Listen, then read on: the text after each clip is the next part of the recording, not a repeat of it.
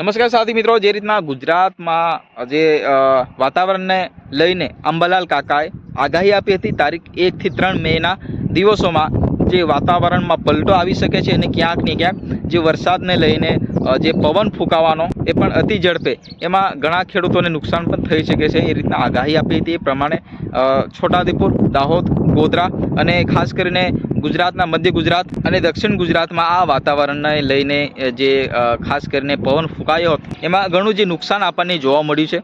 કારણ કે આદિવાસી વિસ્તારમાં જે લોકો છે એ ડુંગર ઉપર જે મકાન બાંધીને રહેતા હોય છે, કાચું મકાન હોય છે, એમના જે ઘરો છે એ પવન વધારે ફૂંકાવાના કારણે અહીંયા જે મકાનના જે પતરા ઉપર ચડાવેલા હતા એ પતરા પણ અહીંયા ઉડાવી દેવામાં આવ્યા છે. એ રીતના જે છોટાઉદેપુર જિલ્લામાંથી આપણને સમાચાર મળી રહ્યા છે અને ક્યાંક ને આ પવન એટલા જોરમાં હતો કે ભાઈ ઘણા જે ઘરોને અહીંયા નુકસાન જે કરવામાં આવ્યું. તો મિત્રો, અત્યારે હવે ચોમાસુનો ઋતુ બેસવાની તૈયારીમાં જે વાતાવરણને લઈને અંબાલાલ કાકા જે આગાહી આપતા હોય છે, ગુજરાતના તમામ જે વાતાવરણને લઈને હવામાન વિભાગ દ્વારા અહીંયા જે માહિતી આપવામાં આવતી હોય છે કે ભાઈ જે વાતાવરણ ચેન્જને લઈને તો અહીંયા જે આગાહી આપી હતી એ પ્રમાણે અહીંયા જે વાતાવરણમાં પલટો એટલે જે એમ કહેવામાં આવે કે ભાઈ પવન ફૂંકાયો હતો અને પવન એના ફૂંકાવાના કારણે આદિવાસી વિસ્તારમાં જે ઘરોને નુકસાન થયું છે અને જે નુકસાન થયું એ સ્થાનિક આગેવાન દ્વારા અહીંયા મુલાકાત લેવામાં આવીને ક્યાંક ને ક્યાંક સરકાર પાસેથી અહીંયા સહાય રૂપે વળતર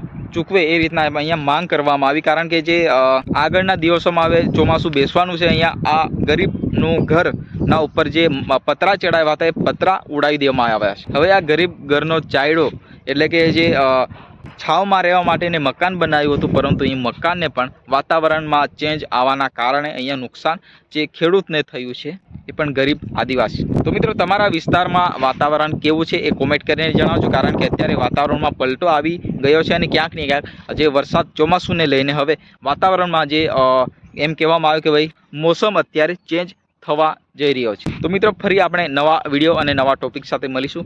ત્યાં સુધી જય હિન્દ. આજના વિડીયોમાં બસ આટલું જ. ફરી મળીએ નેક્સ્ટ વિડીયોમાં. વંદે માતરમ.